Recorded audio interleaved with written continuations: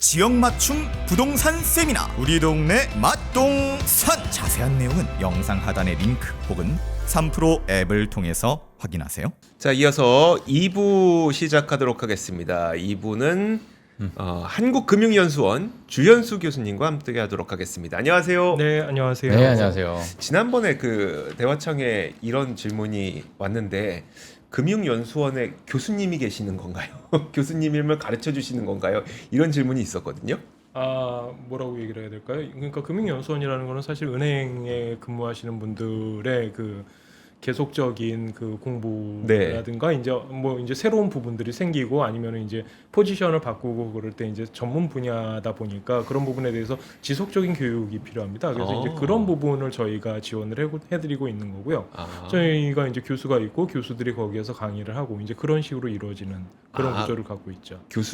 그 우리가 생각하는 교수님이 맞네요. 그러면 그거 비슷한 거네요. 학생이 그러니까, 좀 다를 뿐이지. 그렇죠. 학생이 조금 많이 다르죠. 알겠습니다. 자, 교수님 그러면 오늘은 어떤 이야기를 좀 해주실 건가요?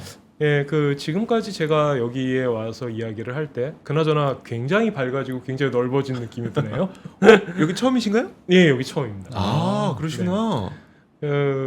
지금까지 여기 와서 이야기를 할 때 이제 어떤 이야기들을 주로 했었냐 하면은 거시경제 쪽에서 이야기를 하고 그 다음에 올해 아무래도 타이밍이다 보니까 노동시장에 관련된 얘기 많이 하고 그냥 고용 상태 이런 이야기 많이 했었어요. 그래서 이제 연말도 다가왔고 또 리프레시를 한번 할 필요도 있다라고 생각을 해가지고 오늘 좀 유동성과 관련된 이야기를 가지고 와봤습니다. 아마 여러분들 좀 당황하실 수도 있을 거예요. 뭐 지금 시국에 뭔 유동성이냐라고 생각하실 수도 있죠. 지금 시장에서 관심이 있는 부분을 생각을 해보면은 사실 기준금리 어떻게 될 거냐라는 부분에서 이제 사실 전달까지만 하더라도 오를까 말까? 에이 안 오르겠지 뭐 이제 이런 식의 논의를 하다가 지금은 그건 됐고 언제 빠질 것 같아?라고 이제 물어보시는 분들이 많이 계시죠.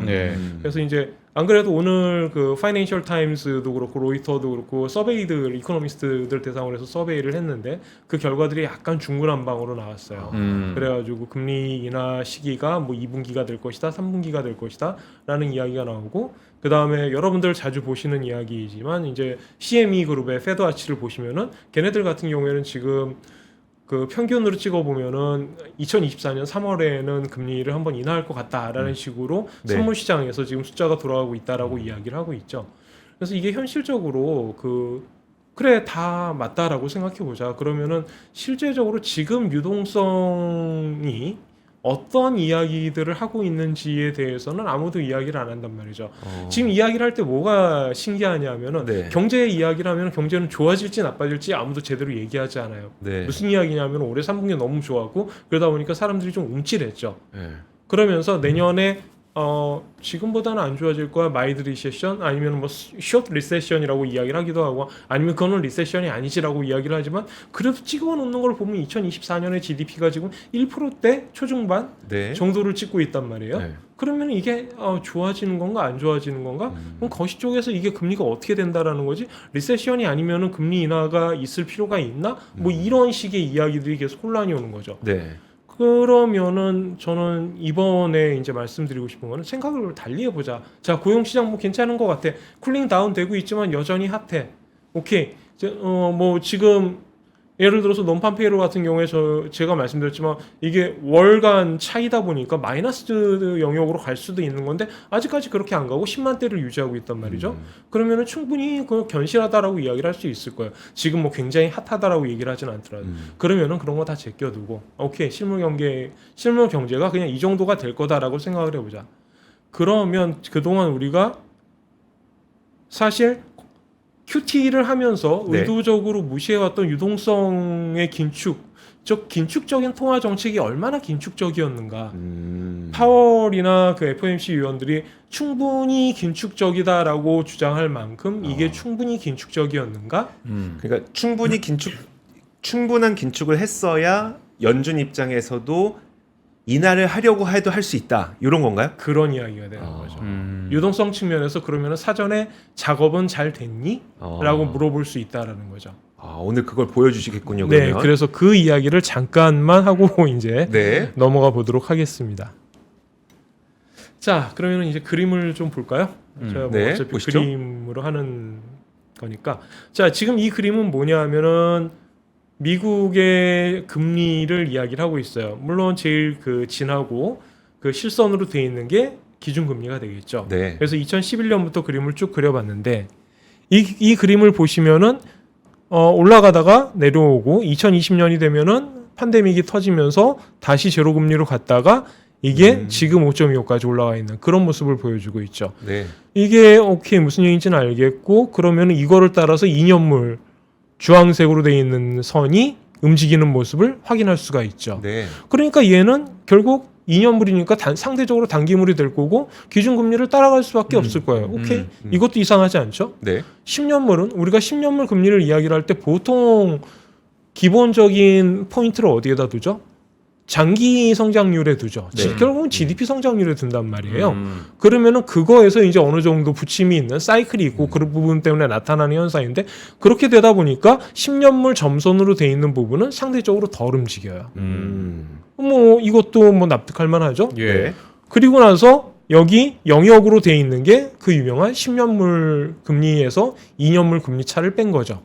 그래서 이게 마이너스가 되면은 이거는 리세션의 전조예요라고 네. 열심히 외쳤던 그 부분이죠. 네. 그리고 경제학자들이 이제 머리가 빠개지기 시작했죠. 1년이 넘었는데 어쩌라고 나보고 네. 뭐 이제 이런 이야기를 하게 되는 거죠. 어. 자, 현실적으로 왜 그렇게 됐는지 생각해 보면은 어떤 의미에서는 간단해요. 기준금리가 너무 많이 올랐기 때문이에요. 네. 무슨 얘기냐? 기준금리가 많이 올랐는데 10년물은 그만큼 올라갈 수가 없다. 그럼 네거티브하게 갈 수밖에 없다라는 거죠. 그렇죠. 이게 왜 선행하느냐를 생각해보면 그것도 당연하죠. 기준금리가 높아졌어? 그러면 쿨다운이 되면서 경기가 꺾이기 시작할 테니까 네. 그게 결국은 리세션을 이끌어 나갈 것이다가 지금까지 저희가 보고 있었던 전통적인 예. 그 사이클 이론이 되는 거죠. 경기 네. 이론이 되는 거고 지금 그래서 그런 형태로 가고 있다. 이게 늦어질지 모르지만 그래도 경기는 꺾일 것이야라고 이야기를 하고 있는 거죠.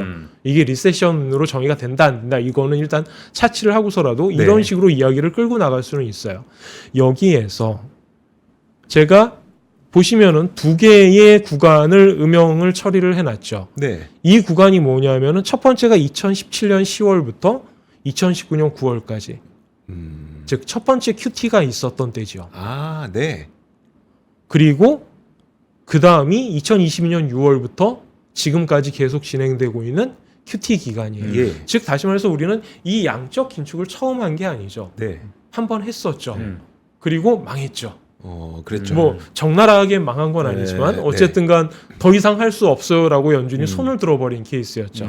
이때 이게 문제가 됐던 건 뭐였냐면 실제로 그 이전에 2008년까지 거슬러 올라가야 됩니다만 2008년에 GFC가 터지고 QE1, QE2, QE3가 진행되면서 연준은 자산을 적극적으로 매입합니다. 그렇죠? 네. 국채를 매입해가지고 유동성을 풀어버리는 그런 조치를 취했죠. 그러다 보니까 연준 입장에서는 보유하고 있는 채권이 너무너무 많아요. 그래서 그게 필요가 없으니까 QT를 해가지고 점점 만기가 되면은 정리해버리고 이런 식으로 돼서 QT를 진행시켰던 게 바로 이 구간이 되는 거죠. 네.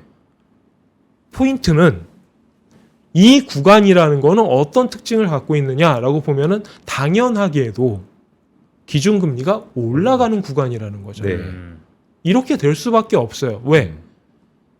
QE라는 거는 본질적으로 비전통적인 통화 정책이죠. 즉 우리가 통화 정책을 할 때에는 금리를 가지고 조정을 합니다. 그렇죠? 금리를 높이면은 통화의 가치가 상대적으로 높아지면서 통화량 자체가 줄어드는 그런 네. 모습을 보여주는 거죠.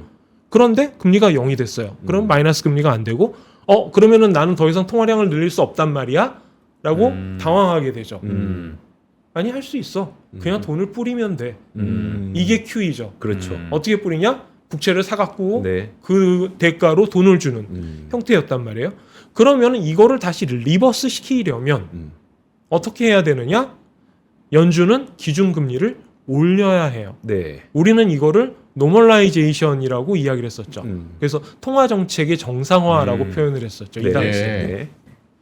그러면서 QT가 같이 이루어진 거예요. 즉 무슨 얘기냐? 우리가 통화정책을 진행시켜 나가는 과정에서 과거와 달리 지금 현재 나타나는 상황은 두 가지를 동시에 해야 된다는 거죠. 첫 번째가 QT, 두 번째가 금리 인상. 이 두 가지가 같이 이루어져야 된다라는 거예요. 그리고 2019년 9월에 마치면서 네. 연준은 무엇을 이야기했죠? 더 이상 할 수가 없어요. 라고 이야기를 했죠. 왜? 금리를 내려야 되니까. 경기가 안 좋아져서. 네. 즉, 그 이야기는 뭐냐면 금리를 내리면서 QT를 계속할 수 있을까? 에 대한 못하죠. 생각을 해봐야 된다라는 거죠. 금리를 내리면서 QT를 계속한다. 이상한 얘기죠. 네. 왜 이상하죠? QT라는 거는 그러니까 유동성을 본질적으로 푸는데 유동성을 줄이는 거잖아요. 그렇죠. 그러니까 그렇죠. 완전히 상반되는 개념이잖아요. 완전히 예. 서로가 상반되는 역할을 수행하게 된다는 예. 거죠. 즉 다시 말해서 연준이 금리 금리를 낮춰서 유동성을 늘리면서 그거를 QT로 흡수하는 그런 이상한 현상. 내가 지금 뭘 하고 있는 거지 하는 그런 딜레마에 빠지게 근데 그게 된다. 과거 영국에서 잠깐 나오지 않았을까요? 잠깐 나왔었지만 이게 장기적으로 유지될 수 있는 예. 성격의 것은 네. 아니다라는 거죠. 어. 그러면 우리는 이번에도 똑같은 이야기를 다시 한번 해볼 수 있게 돼요. 만약에 연준이 금리를 내릴 거야라고 생각한다면 그때 QT는 끝나야 된다라는 거죠. 그러네요. 예. 그러면 그러면 지금부터 볼 거는 정말 그 대차 대조표가 줄었는지를 봐야겠네요. 그렇죠. 그 부분이 포인트가 되는 거죠. 음. 얼마나 줄었는데 네. 얼마나 아니면 줄었습니까? 얼마나 늘었었는데가 되는 그렇죠. 거죠. 네.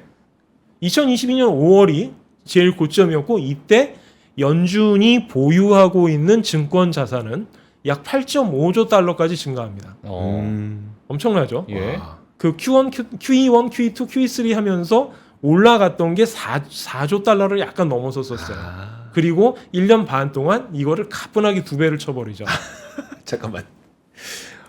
어. 글로벌 금융위기에서 벗어나겠다고 10년 동안 늘려왔던 부채보다 팬데믹 넘어선다고 1년 만에 늘린 부채가 훨씬 더 많은 거네요. 거의 비슷하다? 거의 아니면은, 비슷한. 네. 거의 비슷한 거네요. 하지만 기간으로 보면 정말 놀랄 만한 그렇죠. 스피드라고 볼 수가 있는 거죠. 물론 뭐 이해할 수 있습니다. 네, 지금 그렇죠. GDP가 마이너스 30%야. 나보고 어쩌라는 거야. 네. 충분히 납득할 수 있어요. 네. 락다운이야. 나 못 나가. 일도 못 해. 돈은 없어. 굶어 죽일 거야? 라고 얘기를 하면 당연히 정부 입장에서는 아 그건 아니고 오케이 해보자. 네. 했어요. 네. 네. 그리고 지금 팬데믹에서 벗어나는 과정이라고 이야기를 해야 되겠죠. 네. 그래서 아까도 말씀드렸지만 QT를 2022년 6월부터 시작을 했죠. 지금까지 했어요. 약 1년 6개월 동안. 얼마나 줄였느냐? 한 1.2조 달러 줄였습니다. 이게 지금 우리가 처한 현상이라는 거죠. 자, 그러면 근데 왜? 저는 개인적으로 네네. 이거 주셨어? 이거밖에 약간 이런 생각이 들거든요. 네. 아무도 관심을 안 가지고 있었어요. 사실 유동성 긴축 QT 어. 이야기를 하면서 아 오케이 뭐 그런가 보다. 그런가 보다. 네. 해야 그러니까 되겠지. 액수를 보니까 네네. 야 이거 지금 더 줄여야 될 것 같은데라는 생각이 맞습니다. 드네요. 그럼 얼마나 줄여야 이게 그러면 이 정도면 되겠다가 되는 거예요? 이게 사실 기준은 없는 거잖아요. 기준은 전혀 없죠. 근데 어. 이제 우리가 보통 룰 오브 썸이라고 하죠. 네. 그냥 대충 우리 맞춰가지고 생각해 보자. 그러면은 과거에 우리가 코로나가 터지기 전에 시점을 생각을 해보면 이 당시에 연준의 채권 보유 규모가 약 4조 달러 정도가 됩니다. 네. 그럼 앞으로 3조 달러 정도는 더 음. 줄여야 된다라고 생각해 볼 수 있겠죠. 네. 자, 동일한 속도라고 생각해 볼까요? 1.2조 달러 줄였어요. 1년 반 동안. 네. 그러면은 3년 줄이면은 한 2.6조 뭐 이 정도 줄겠죠. 네. 그러면은 대략 맞겠죠. 지금 스피드가 그대로 유지된다라고 하면 앞으로 3년 동안은 계속 하염없이 줄여나가야 된다라는 이야기예요. 예. 어떤 의미에서는 신기한 게 이전에 우리가 QT를 했었을 때를 생각해 보면은 처음에 이제 물론 처음 시작하는 거니까 연준도 굉장히 조심스럽게 접근하죠. 우리 국채 200억 불 일단 정리하고 MBS 100억 불 정리하고 이거 괜찮으면 조금 더 키울게 하고 있죠. 네. 이번에는 그런 게 없죠. 그냥 일정하게 스피드가 유지가 되죠. 그런데 제가 궁금한 거는 야 이거 아직 많이 남았는데 너네 어떻게 하려고 그래? 진짜 3년 기다려 볼래? 뭐 아니죠. 제가 여기서 지금 3년을 얘기했다고 해가지고 3년 후에나 금리를 내릴 수 있어요라고 이야기를 하는 건 아니에요. 네. 다만 지금 이 스피드로는 그렇게 된다라는 거죠. 그럼 그 전에 어떻게 할 건데 네. 연준 입장에서 이게 왜 고민이 되죠? 연준은 이거를 가지고 있으면은 이거만큼 이자를 내. 이자를 내야 돼요. 네. 그렇죠. 왜냐하면 지준의 형태로 쌓여 있잖아요. 예. 네. 그걸 우리가 뭐라고 하냐면 IOR, Interest on Reserve 또는 Interest on Excess Reserve라고 이야기하는 IOR이나 IOER이 있죠. 예. 얘는 기준 금리의 연동돼서 움직입니다. 네. 거의 차이가 없고 한 10pp, 20pp 이 정도 차이가 있어요. 예. 그럼 그 얘기는 지금 연준은 5%씩 이자를 주고 있다라는 얘기가 되는 예, 거죠. 예. 네. 그것도 7조 달러에 대해서. 야. 4조에 그럼 대해서 금리 인하라는 것 자체가 네. 이게 지금 시기상으로 봤을 때 이 만약에 지금 양적 긴축 추이와 이 시기상으로 봤을 때 금리 인하라는 것 자체가 만약에 지금 뭐 나오고 있는 시장에서 나오고 있는 3월 달이라는 거는 너무 좀 말도 안 되는 그러니까 상황이지 너무 섣부른 것 네. 같아요. 네, 지금 이 숫자만으로 보면은 도대체 무슨 이야기를 하고 싶은 거니라는 그러니까요. 이야기들과 들 정도인 거죠. 예. 물론 연준의 입장에서는 우리 큐티 여기서 그만할 거야라고 언제든지 외쳐도 상관은 없어요. 오. 왜냐하면 발권을 해가지고 주면 되니까요. 그러니까 네. 돈 찍어내면 그렇죠. 되니까. 돈 찍어내가지고 그건 이자를 지급하면 되겠죠. 그리고 야. 그거는 다 적자가 되겠죠. 그러니까요. 그 뭐지? 근데 되게 무식한 생각인데 네. 이러면 안 돼요. 그러니까 추가적인 채권 발행을 막 하는 건 아니지만 일단 금리를 낮추게 되면 본인들의 이자 부담이 줄어드는 건 아니에요? 이자 부담이 줄겠죠. 그걸 명분으로 금리를 내릴 수는 없습니까? 그렇게 된다라고 한다면 이거는 계속 유지해야 되는데요.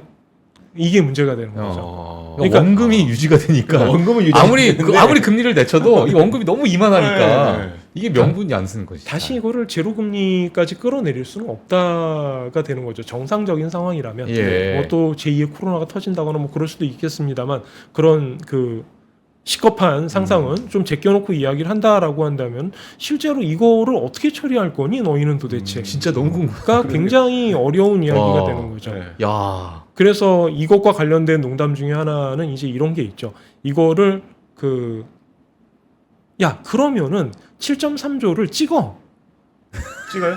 뭘 찍어요? 그래 7.3조를 이제 돈을 찍는 돈을 거죠. 찍어? 네. 돈을 찍어? 그 돈을 찍어 가지고 얘를 쳐내버려. 없애버려? 지워 버리는 거죠, 그냥. 어. 국에서. 그리고 이 7.3조를 없애 버리는 거죠. 양변에서.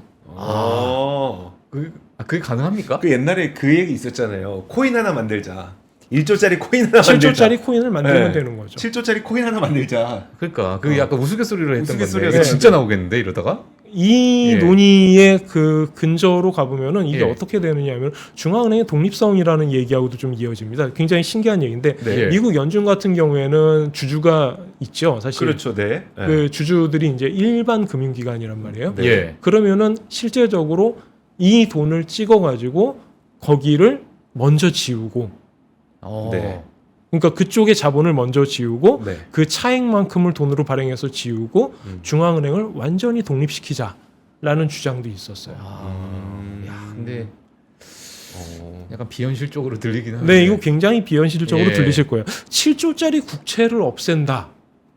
음. 일단 경제학자들 입장에서 왜 말이 안 되지라고 생각을 하고 어. 그 금융시장에 계시는 분들 입장에서는 그 너가 뭔가를 오늘 잘못 먹은 모양이구나라고 많이들 말씀을 하세요.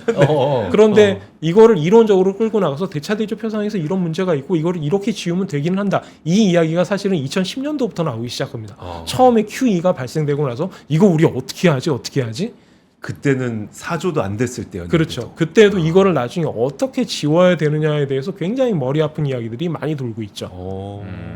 자, 이 이야기는 여기까지만 하죠. 예, 어쨌든 간 이 지금 중앙은행이 가지고 있는 국채 보유가 이 정도가 되고 얘를 정상적으로 QT를 통해서 지우기에는 굉장히 오랜 시간이 걸릴 것이다라는 점은 기억을 해둘 필요가 네, 있다라는 네. 거죠. 그러면은 이제 비정통적인 수단은 봤으니까 네. 전통적인 수단을 한번 보도록 하죠. 예. 전통적인 수단에서 통화량 그러면 뭐죠? 일단 M1, M2, M3 네, 뭐 이렇게 그렇죠. 나가죠. 네. 그러면은 실제로 통화량이 줄고 있는가? 이 부분에 대해서도 좀 생각을 해봐야 될 거예요. 음. 그래서 실제로 자료를 보시면 줄어요. 즉 2022년을 고점으로 해가지고 점차 줄어들고 있는 모습을 보실 수가 있죠. 네. 그런데 아마 경제학을 공부하신 분들은 이 그림을 보고 약간 당황하셨을 거예요. 아니 통화량을 보면서 뭐 이렇게 기간을 짧게 봤어? 왜 2020년부터 그렸지? 라고 생각하실 수도 있죠. 네. 이유가 있어요. 왜요? 미국이 이 M1하고 M2의 정의를 바꿔버립니다. 20년 5월에. 어떻게 바꿔요? 그래가지고 M1과 M2의 정의가 조금씩 바뀌게 돼요. 아. 무슨 이야기냐면은 여러분들 기억하시겠지만 우리나라 같은 경우에 M1 있고 M2 있고 M3 있고 거기 LF 있고 뭐 네, 이런 네. 식으로 계속해서 점점 늘어나죠. 네. 이게 과연 그러니까 통화량이 점점 많아지고 그 다음에 예. 금융시장의 상품들이 너무 많아지다 보니까 예. 통화량을 이해하기 위해서는 점점 더 큰 지표들을 봐야 되는 문제가 혹시 돼- 저희 시청자분들께서 M1과 M2의 차이나 네네. 어떤 정의를 좀 궁금하시는 분들 좀 있을 것 같은데. 예. 그것도 이제 설명드릴게요. 네, 예. 간단히 얘기해서 M1은 커런시하고 요구불예금, 즉 즉각적으로 돈을 빼고 쓸 수 있는 예. 그런 용도의 통화를 의미를 해요. 그러니까 어. 굉장히 기초적인 통화량이라고 볼 수가 있겠죠. 예. M2가 되면은 거기에다가 이제 정기예금도 들어가고 MMF도 들어가고 그래가지고 아, 이제 좀 금융활동상에서 쓰이는 뭐 통화량이라고 대출 해야 같은 될까요? 거부터 뭐 적금 그렇죠. 뭐 이런 것들. 네네 그런 예. 부분이 포함되어 가지고 어. 이제 조금 더 넓은 금융시장을 봤을 때 네. 통화량을 어떻게 보느냐라고 할 때는 음. M2를 보기도 하는 거죠. M3는 이제 거기에 또 추가적으로 들어갑니다만 예. 미국은 입장이 조금 달랐어요. 음. 이거 야 우리가 이렇게 통화량 지표를 많이 만들어봐야 우리 다 기억하지도 못할 걸이라고 얘기를 하고 M1에다가 저축성 예금을 포함시켜 버려요.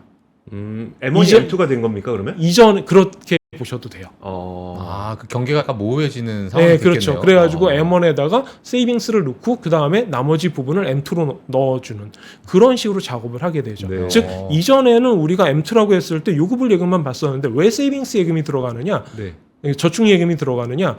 우리나라 같은 경우에는 사실 이거를 그 인지하기가 어렵지만 왜냐하면 우리나라는 저축 예금에 있으나 네. 그냥 일반 계정에 내가 있으나 원할 때 아무 데나 아무 빼서 쓸 데서나 수 뺄 수 있잖아요. 있으니까 예. 그렇죠. 우리나라 좋은 나라죠. 이런 어. 면에서 네. 미국 같은 경우에는 체킹 어카운트가 있고 세이빙스 세이빙 어카운트가 어카운트. 있죠. 아. 그래서 세이빙스 어카운트에서 돈을 빼가지고 직접 쓰는 게 사실 쉽지가 않았어요. 맞아요. 아. 그리고 일정한 돈을 빼면 네. 은행에서 연락이 와요. 왜 네. 뺐냐고. 아 그래요? 뭐 그런 것도 연락 오고. 일단 뭐 그것도 사전에 그 사전에 양해가 되어 맞아, 있어야 되고 뭐 이제 그런 복잡한 네. 문제들이 있습니다. 아 그렇구나. 그래가지고 체킹 어카운트에서만 내가 퍼스널 책을 끊어가지고 돈을 쓸 수가 있는 맞아요. 네, 네. 그런 맞아요. 구조가 아. 되는 거죠. 예.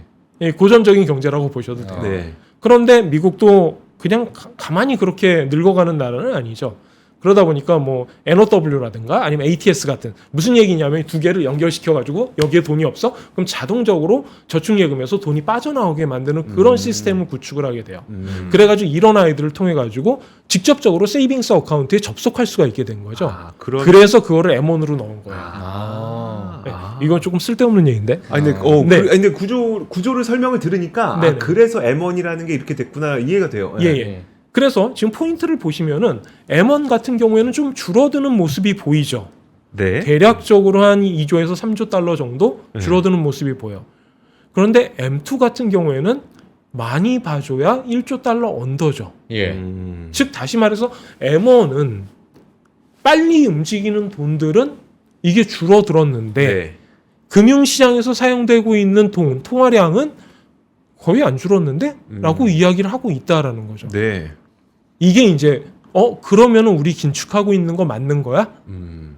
0% 금리에서 5%대까지 올려놓고 이제 얘기를 하는 게 이거 통화량이 왜 이래? 가 되는 거죠. 아, 그러네요. 이걸 실제로 YOY로 따져보면 M1 같은 경우에는 마이너스 30%까지 나오고 그렇게 됩니다. 어. 그런데 실제적으로 이렇게 레벨상으로 그림을 그려놓고 보면 이게 지금 뭐 하자는 거지? 라는 생각이 드는 거죠.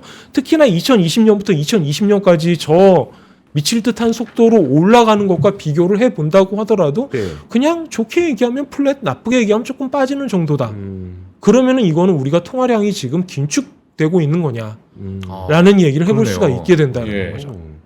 그래서 그러면은 그 다음에 하는 거는 경제학자들은 일단 쪼개보고 봅니다. 네.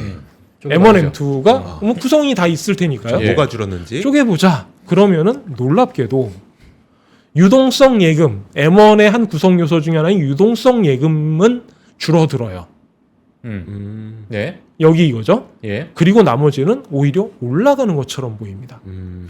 유동성 예금이라는 게 혹시 이게 아까 말씀드렸던 M1.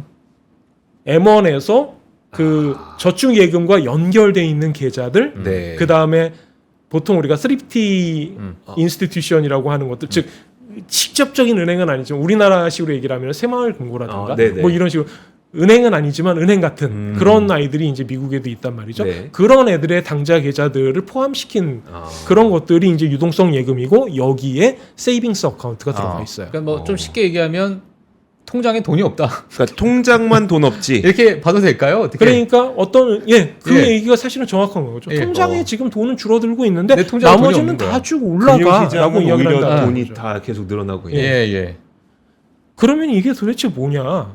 왜 그런 말씀을 드리는 거냐면 사실 금리를 올린다 그러면은 우리가 보통 머니 파워라고 이야기하는 커런시 통화부터 움직여야 되는데 네. 통화는 그냥 안정적으로 쭉 가고 있단 말이죠. 이게 지금 뭐 하자는 거지? 가 얘기가 되는 거죠. 네. 예. 야, 희한하네, 진짜. 어, 네. 예.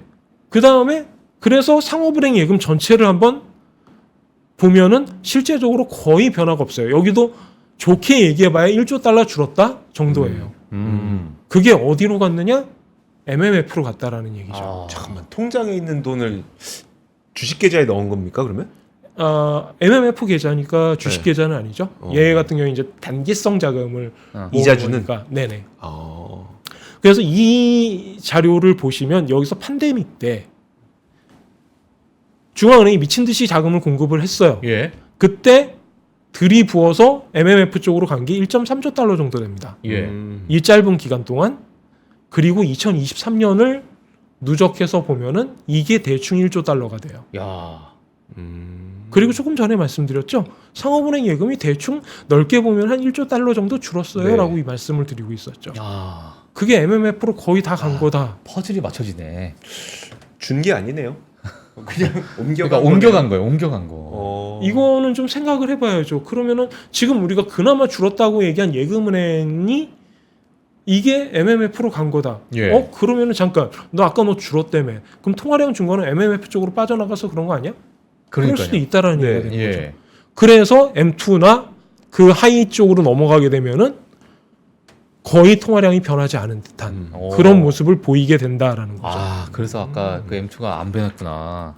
예. 자, 그러면은 이 M2를 가지고 뭘 하느냐? MMF 인베스터들은 이거를 가지고 레포를 돌립니다. 네. 레포를 얼마나 돌리냐면은 대략적으로 20년부터 21년부터 23년 고점 때까지 찍으면은 약 2조 달러 정도를 레포로 돌려요. 네. 레포는 뭐죠? 채권을 받아가지고 주고 이자를 받는 이자 그런 받는 형태가 거. 되는 거죠. 오케이. 2조? 아까 팬데믹 때 1.3조, 이때 1조, MMF 쪽에서 그럼 예. 2.3조 정도 되죠? 네. 대충 숫자가 맞죠? 거의 대부분을 레포를 돌리고 있다는 얘기를 하고 있는 거예요. 그리고 이 레포는 어디로 가느냐? 어디예요? 연준? 이 레포의 카운터파티가 연준이라는 거죠. 잠깐만요. 즉 그 얘기는 뭐냐 하면은 예. 얘기가 이렇게 됩니다. 네. 자, 은행에 돈이 있으면은 이것은 어떻게 되죠? 지준으로 들어가죠. 예. 은행의 입장에서. 어. 그런데 얘가 MMF라는 다른 금융기관으로 자금이 넘어갔어요. 네. 그러면은 이거는 금융기관 쪽에서의 유동성이 증가했을 가능성이 있겠죠. 네.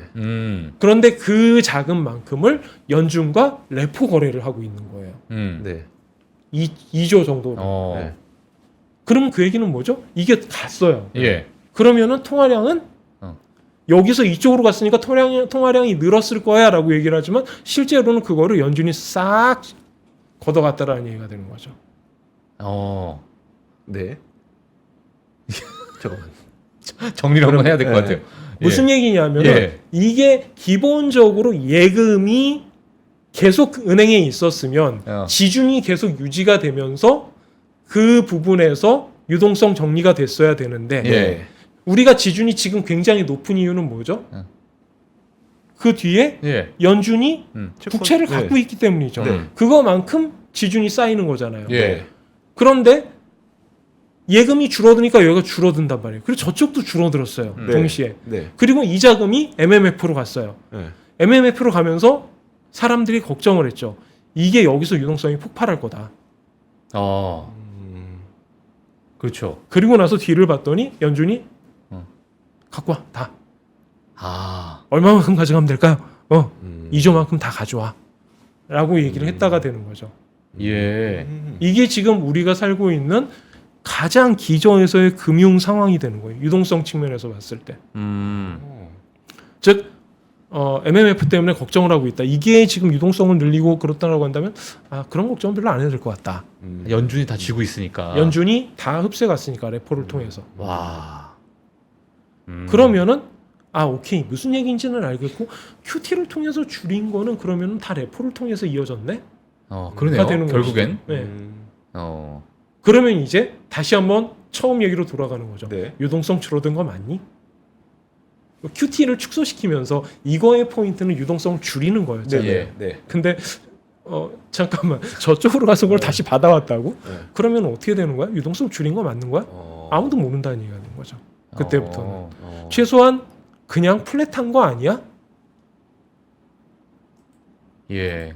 저 리스 실님께서 한 4번은 돌려봐야 이해되겠다라는 얘기를 하셨습니다. 4번으로 될까요? 조금 복잡한 이야기긴 예. 합니다만 제가 지적하고 싶은 건 이거예요. 그래서 유동성 너희 어떻게 하고 있는 건데 네네.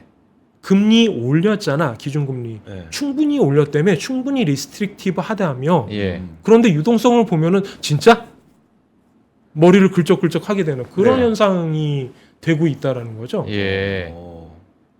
그러면은 이제 마지막으로 우리가 지준을 한번 보도록 합시다. 네. 아까 예금이 줄었으니까 1조 달러 정도 줄었으니까 여기도 줄었을 거예요. 그렇죠? 네, 네. 4.2조에서 3.3조 정도까지 떨어집니다. 네. 그런데 재미있는 거는 지금 오히려 지준이 늘어나고 있는 것처럼 보인다라는 거죠. 보여주시죠. 자, 지난번에 자료를 보시면은 여기 지금 색칠한 구간이 뭐냐면은 금리가 기준금리가 고정되어 있거나 금리가 하락하는 기간이에요. 네. 왜 이때를 이야기를 했을까요? 금리가 하락하니까 지준이 당연히 빠져야 되잖아요. 그렇죠. 그리고 아래를 보시면은 이때가 QT 구간과 이어지죠. 네. 그러니까 이 기간 중에 QT라는 거는 타이트닝이잖아요. 그렇죠? 네. 국채를 줄이죠. 그러니까 저쪽이 줄어들 거고 이 지준도 그에 따라서 줄어들었을 거예요. 네. 맞죠? 네. 근데 지금은 왜 이래? 오.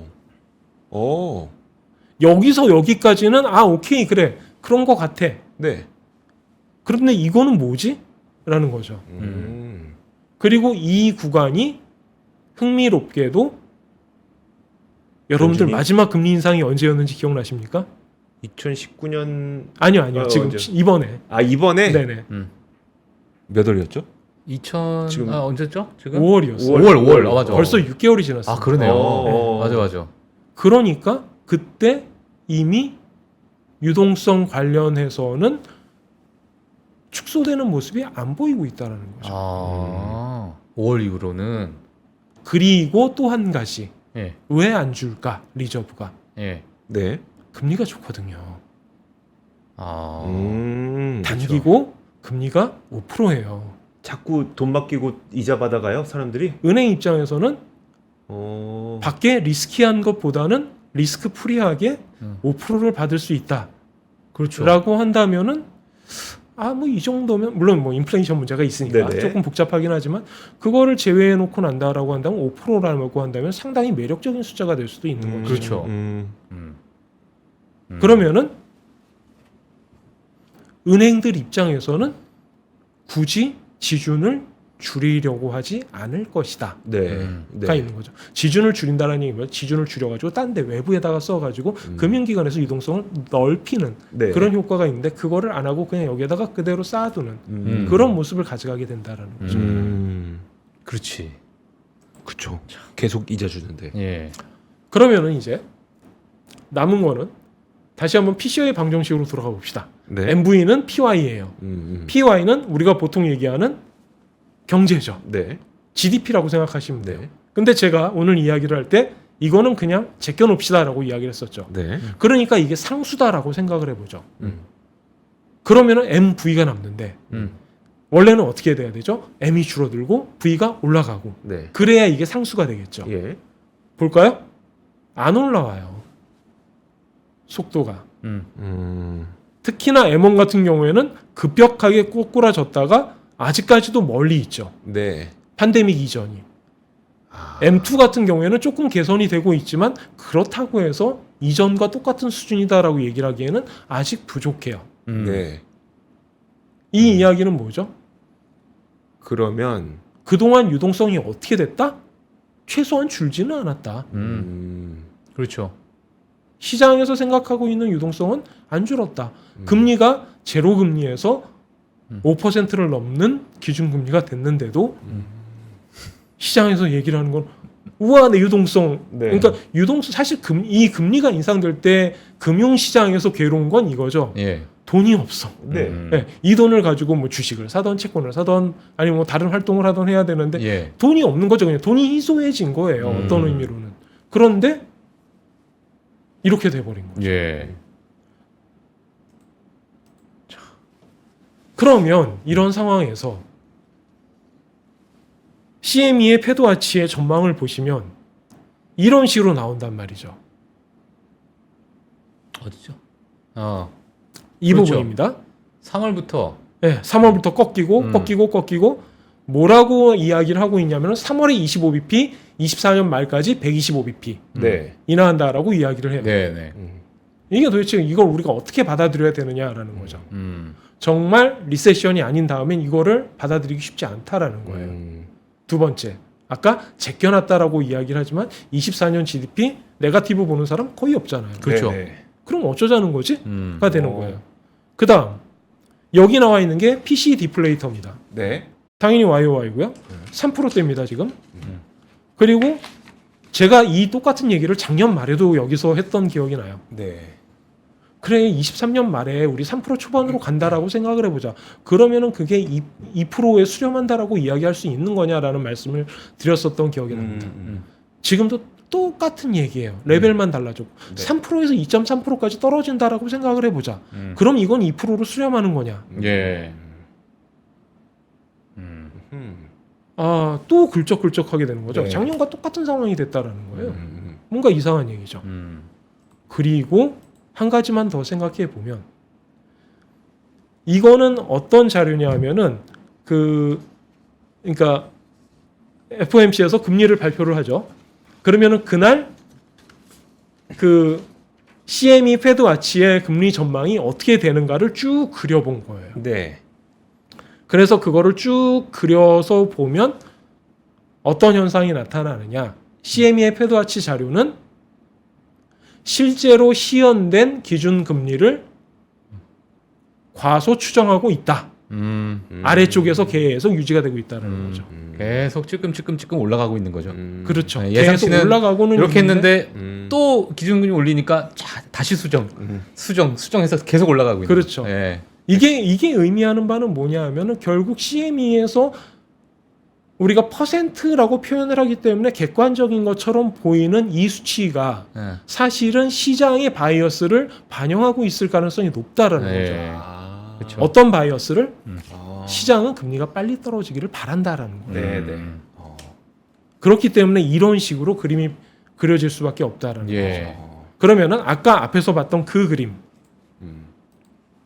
이것도 사실 바이어스가 많이 있다고 봐야 된다라는 이야기가 되는 것이죠. 네. 네. 알겠습니다. 그래서 또 이런 말씀을 드려서 참 죄송스럽습니다만 네. 금리를 뭐 1분기 중에 혹시 금리 인하가 되지 않을까? 저는 좀 굉장히 비관적으로 보고요. 예. 2분기도 사실 제 개인적으로는 그것도 쉽지 않을 것 같은데라고 생각하고 있습니다만 또 다른 사람들은 다른 의견을 가지고 있으니까요. 아. 하지만 그 의견이 네. 그것 봐 얘네들이 이렇게 된다라고 했어라고 이야기를 하면은 예. 그거는 바이어스 돼 있을 수 있으니까 좀 조심해서 사용하는 것이 좋겠다 네. 정도가 오늘의 결론이 될 것 같습니다. 알겠습니다. 아까 교수님의 이야기를 좀 쉽게 그냥 이해를 해보자면 금리 올렸으면 유동성 줄어야 되는데 유동성이 안 줄었다. 뭐 하나하나 그림만 보면 준 것처럼 보이지만 이거 돌리고 돌려서 해갖고 카드마켓처럼 지금 줄어든 것처럼만 보이게 만든 거 아니야? 이게 그거고 유동성이 안 줄었는데 금리가 어떻게 내려가냐? 그리고 QT는 아직 갈 길이 멀다. 그렇게 알겠습니다. 되는 것이죠. 알겠습니다. 사실 CME 패드워치에서 그 실제 금리를 따라가는 걸 우리가 많이 보긴 했는데 예. 오늘 이렇게 수업 중에 안 울리죠? 빨리 저 매점 가야 되는데 지금. 알겠습니다. 예, 예. 알겠습니다. 자, 우리 박 팀장님 매점 보내드리고 저희 예. 주현수 교수님은 집으로 보내드리도록 하겠습니다. 고맙습니다. 감사합니다. 예, 고맙습니다. 장 시작 전부터 종료까지 쏟아지는 수많은 뉴스와 정보들. 이 중에서 어떤 것이 투자에 정말 도움이 되는 정보일까요? 3프로의 증시 셔터맨 박근영 마스터가 직접 정보를 선별하고 투자의 힌트를 드립니다. 시간도 아끼고 투자 아이디어도 얻는 시간, 박근영 부장의 마켓 힌트와 함께 하세요. 자세한 사항은 3프로TV 앱과 홈페이지를 확인하세요.